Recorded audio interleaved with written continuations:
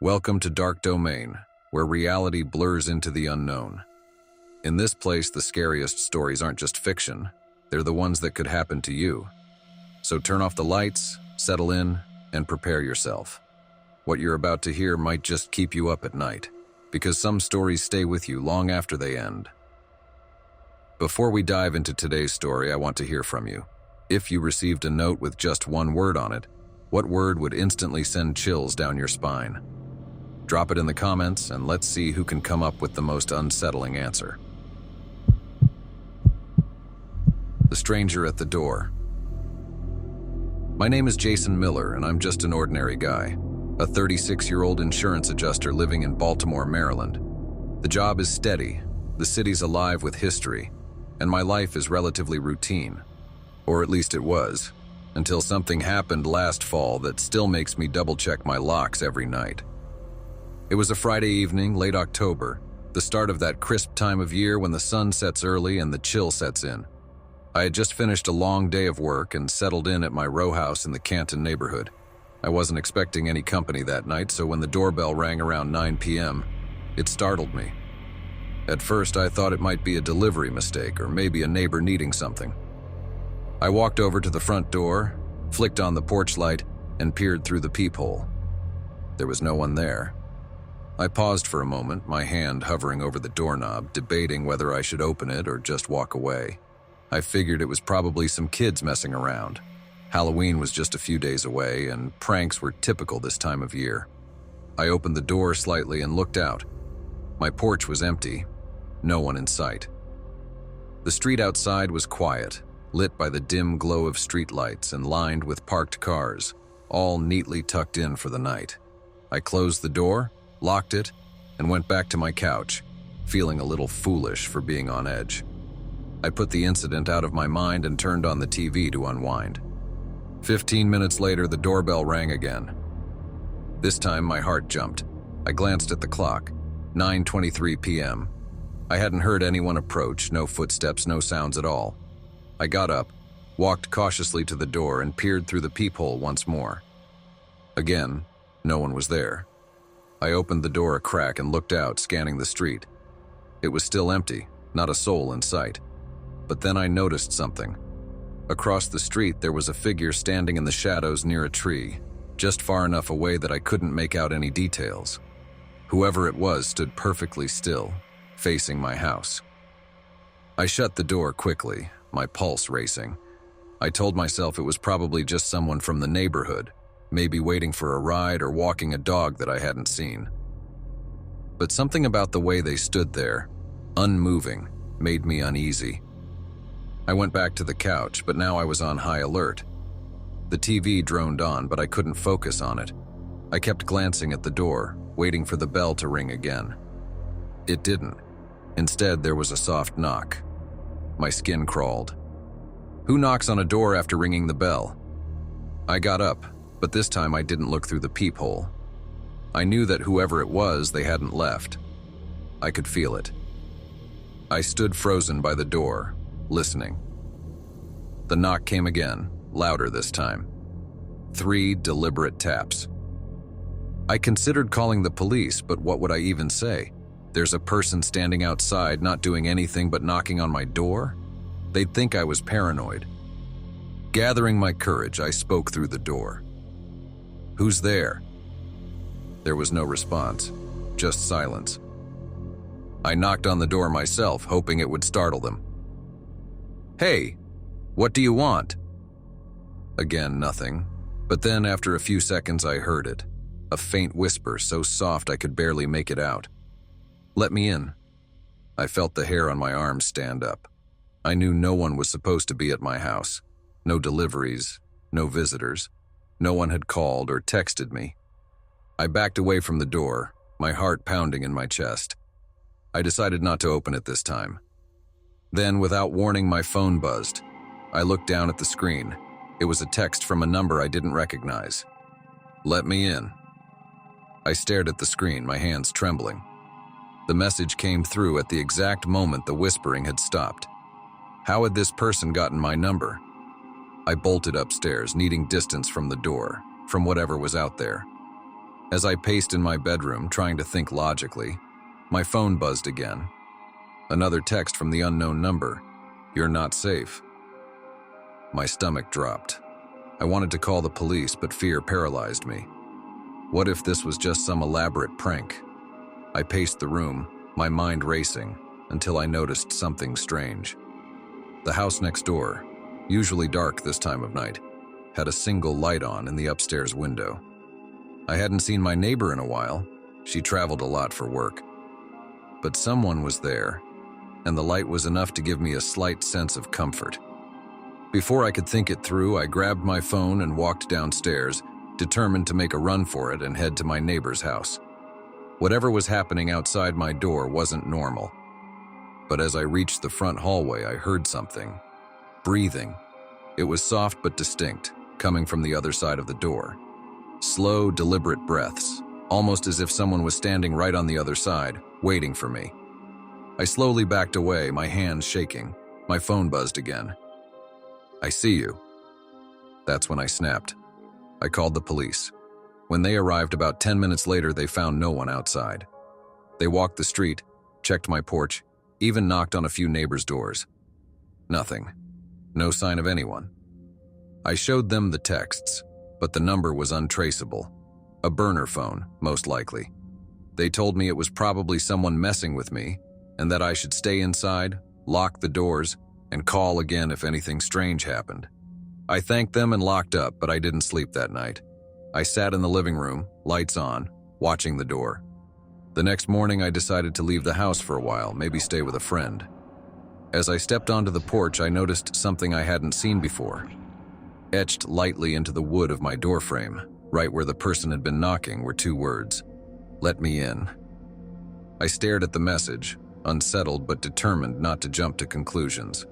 It could have been done by anyone, kids messing around, or someone trying to play a sick joke. Still, it rattled me. I took a photo of the carving, unsure of what I planned to do with it, and then went inside. I called a locksmith the next morning. I didn't mention the "let me in" scratched into the door frame because it felt absurd to talk about. What would they think? Instead, I just asked for better locks. They replaced the deadbolt with something more secure and added an extra latch inside. I felt more at ease, telling myself it was just some creep trying to mess with me. A couple of weeks went by and nothing happened. Life moved forward. I didn't get any more strange texts. No one rang my doorbell late at night. And there were no more strange figures standing outside my house. Things returned to normal, and I convinced myself the whole incident was just someone pulling a prank. One evening, a few months later, I bumped into my next-door neighbor, Mrs. Reeves, while taking out the trash. She was a kind woman in her late 60s who had lived on the block for decades. As we chatted, I casually mentioned the strange events from that night. Her face darkened, and she frowned. "You know, you're not the first person in the neighborhood to experience something like that," she said. "Back in the 90s, the Johnsons, 2 houses down, had a similar thing happen. They'd hear knocks at night, find strange messages, and once they even saw a man standing across the street just watching. He never approached, never said a word, but they'd find messages etched into their doorframe too. They eventually reported it to the police, but nothing ever came of it.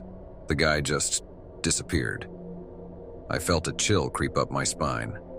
"Did they ever find out who it was?" "Nope," she said. "It just stopped. But they moved not long after." Her words stayed with me as I went back inside. I hadn't thought about moving before, and part of me refused to let some random person scare me out of my own home. But the other part of me, the part that now double-checked my locks every night, couldn't shake the feeling that whatever happened back then might have circled back. Nothing ever happened again, at least not in the way it did that night. Life returned to its usual rhythm, and the strange events slowly faded from my mind. Sometimes, though, when I walk by the door, I catch myself glancing at the faint marks on the frame. I never sanded them off or painted over them. I probably should.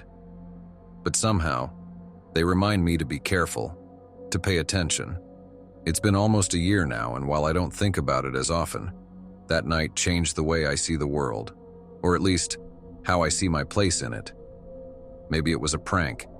Maybe something we'll never fully understand, but either way, I take no chances these days. And I still haven't answered the door after dark. Silent Streets of Chicago.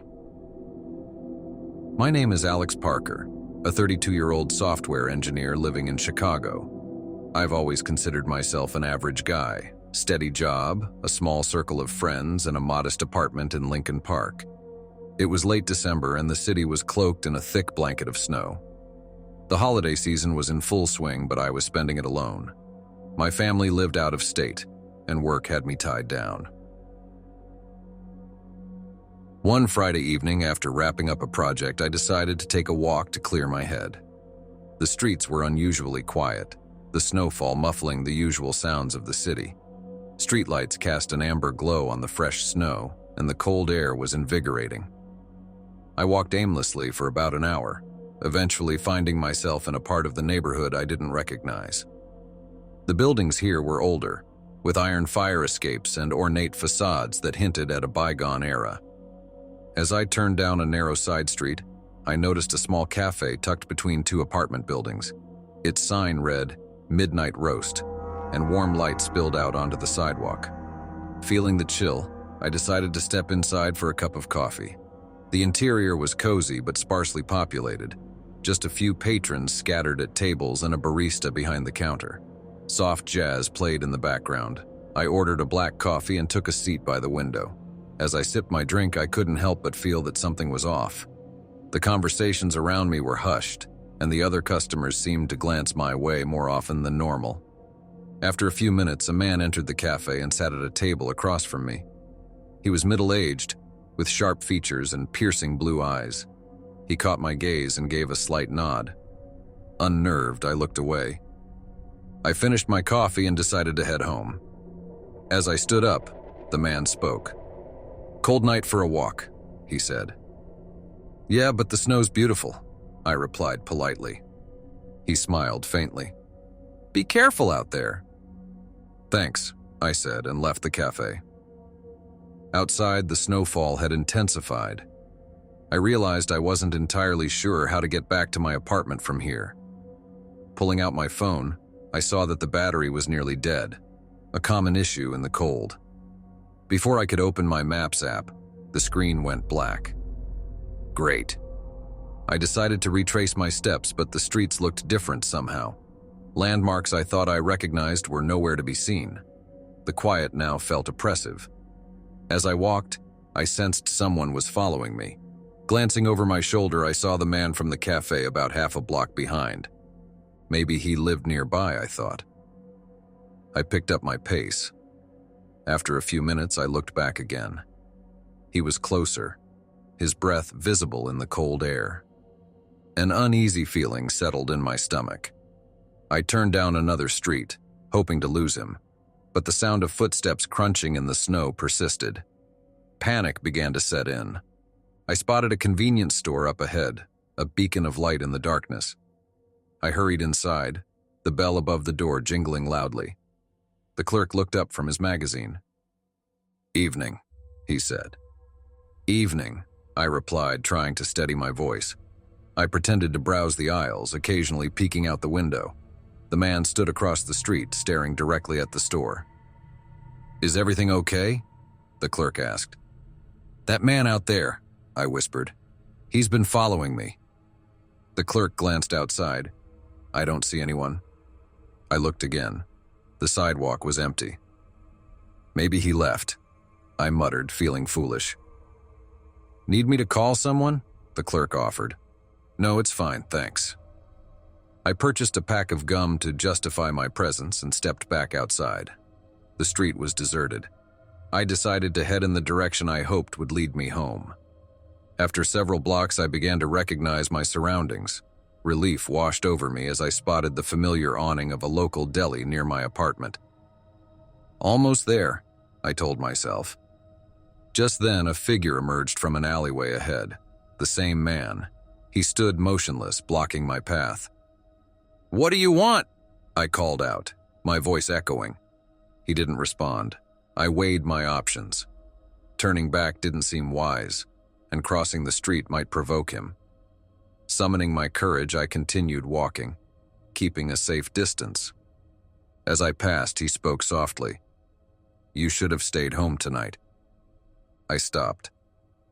"Why are you following me?" He sighed. "It's not safe out here." I noticed then that his gaze wasn't threatening. It was somber. "Look," I said, "if you're trying to scare me, it's working. Please leave me alone." He shook his head. "You don't understand." Before I could reply, a loud crash sounded behind me. I spun around to see a car skidding on the icy street, heading straight for me. Time seemed to slow. I felt a force push me backward as the car slammed into a parked vehicle where I'd been standing moments before. I hit the ground hard, the wind knocked out of me. Dazed, I looked up to see the driver stumbling out, checking the damage.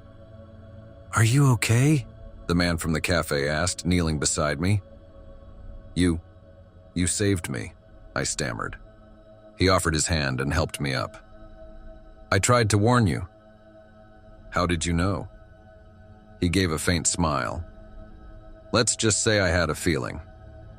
Before I could ask more, he turned and walked away, disappearing into the shadows. The driver apologized profusely, but I assured him I was unhurt. As the police arrived to assess the accident, I scanned the area, but the man was gone. Over the next few days, I couldn't shake the encounter.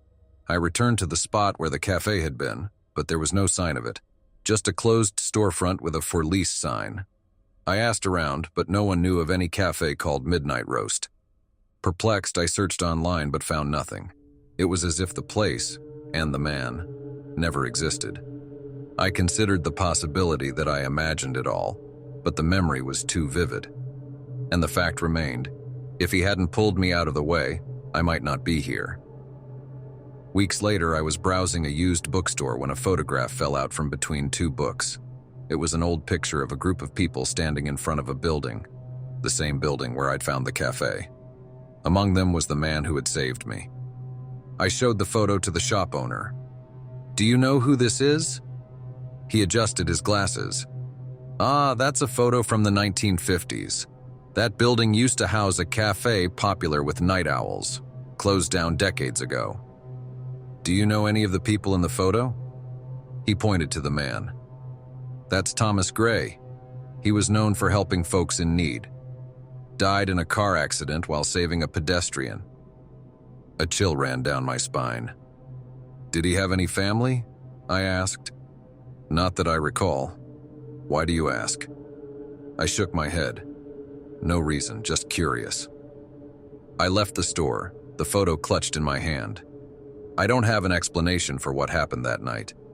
Maybe I was saved by a guardian angel, or perhaps some mysteries are beyond understanding. All I know is that sometimes the quiet streets of Chicago hold secrets, glimpses into moments where the past and present intertwine in ways we can't explain. Since that night, I pay more attention to the world around me.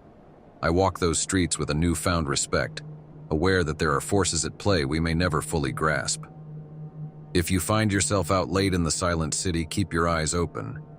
You never know who might be watching or looking out for you.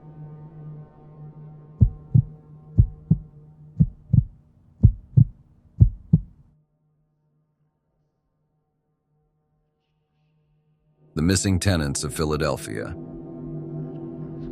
My name is Ryan Thompson, and I manage several properties in and around Philadelphia. It's not the most glamorous job, but it pays the bills, and I'm used to dealing with strange tenants and occasional odd circumstances. But last year, I dealt with a situation that I still can't fully explain, and it still haunts me every time I get a new tenant inquiry. It started with a small brownstone in Rittenhouse Square. The place was charming, 3 stories, ivy climbing the exterior walls, and large bay windows overlooking the quiet, tree-lined street. It was a prime piece of real estate, the kind of property that never stayed vacant for long. I had rented it out to a young couple, Matt and Julie Palmer. They were nice people, quiet, polite, paid their rent on time, no complaints. They'd moved in at the beginning of spring, eager to start fresh in the city. They didn't have kids, and Matt worked from home while Julie was studying for her master's. The perfect tenants, or so I thought. 2 months after they moved in, I got a call from one of the neighbors, a man named Jim who lived in the brownstone next door. He was concerned because he hadn't seen the Palmers in over a week. He said their car hadn't moved, no lights had been on in the house, and their mail was piling up. Normally, I wouldn't think too much of it. People go on vacation, they visit family, but something about the tone of Jim's voice put me on edge. I decided to check it out myself. I called the Palmers, but both of their phones went straight to voicemail. I texted, but got no response. A little irritated, but figuring they'd probably just forgotten to tell me about a trip, I drove over to the property the next day. When I arrived, the house looked normal. The lawn was well kept, no signs of forced entry or anything suspicious from the outside. But when I knocked on the door, there was no answer. I had a spare key, so I let myself in to take a look around, thinking maybe they'd left for a last-minute vacation and just hadn't informed anyone. As soon as I stepped inside, something felt off. The air was stale, heavy, the kind of feeling you get when a house has been shut up for a long time. It was quiet, too quiet. The lights were off, and even though it was early afternoon, the house felt unnaturally dark. I called out their names. Matt? Julie? My voice echoed back to me in the empty hallway. No answer. I moved from room to room, trying not to feel too much like an intruder. The living room was tidy, their books still on the shelves, and their coffee cups were left on the table. It looked like they'd been there recently, but there was no sign of anyone. I went upstairs to the bedrooms. The bed was unmade, clothes tossed casually on a chair like someone had been there that morning. But again, no sign of Matt or Julie. Then I noticed something strange. In the hallway upstairs, the closet door was slightly ajar. I hadn't opened it, and I didn't remember it being open when I walked up. My heart began to pound in my chest, but I tried to convince myself that it was nothing, just my imagination running wild. I opened the closet fully, expecting nothing more than extra coats or storage. But inside was something I hadn't expected, a small folded piece of paper tucked behind a stack of blankets. It wasn't hidden, really, but it seemed like someone had placed it there intentionally. I unfolded the paper and found a single sentence scrawled hastily across the page. Don't trust the basement. My skin prickled as I read it, and a cold sweat broke out on my neck. The note wasn't signed, and I had no idea if Matt or Julie had written it. But why would they leave something like that behind? Against my better judgment, I made my way to the basement. The house was old, and the basement had always been a bit creepy. Stone walls, dim lighting, that slightly damp, earthy smell. But now, as I descended the narrow staircase, the feeling of dread grew stronger. At the bottom of the stairs, the basement was just as I remembered, filled with old furniture, boxes, and other storage. I looked around, shining my phone flashlight into the darker corners, trying to see what could be so alarming about this space. Then I saw it. On the far wall, near the foundation, there was a section where the wall didn't quite match the rest. It was newer, the bricks a different shade, like someone had done some recent work. But as far as I knew, no renovations had been done to the basement since before the Palmers moved in. I walked closer, inspecting the bricks. They seemed solid enough, but something didn't sit right. I tapped on the wall, and it sounded hollow behind the bricks. Not the kind of hollow that comes from a normal wall cavity, but as if there was a space behind it. A room. I felt a chill run down my spine. Why would anyone have bricked up a section of the basement? And why hadn't I noticed it before? I didn't stay long after that. I left the basement and quickly locked up the house, telling myself I'd come back with someone to help me inspect it later. I called the police, filed a missing persons report for Matt and Julie, and did everything by the book. But no one could find any trace of them. Days passed and the police searched the house, finding nothing unusual except for the same bricked-up wall I'd noticed. They told me it was likely from an old remodel, nothing to worry about. But that didn't explain the note. Months went by, and eventually the case went cold. No leads, no sightings of Matt or Julie. The house remained empty. Then, a few weeks ago, I got a call from another neighbor, someone who had just moved into the brownstone next door. They said they'd seen a man standing in the Palmer's window late at night, a man who fit Matt's description. When they tried to call out to him, the figure disappeared into the house. I've been avoiding that property ever since. I still manage it technically, but I refuse to go inside alone. I can't explain what happened to the Palmers, and no one seems to have any answers. All I know is that there are some places you just shouldn't go digging too deep into, especially in old houses like that one. I keep telling myself there's a logical explanation, but every time I think about that bricked-up wall in the basement, I get the same feeling I had that day, that some things are better left alone. The house is still vacant. I've had no serious offers since the Palmers disappeared, and every now and then when I drive past it, I swear I can see a shadow moving in one of the upstairs windows. Maybe it's just the light playing tricks, or maybe they never really left.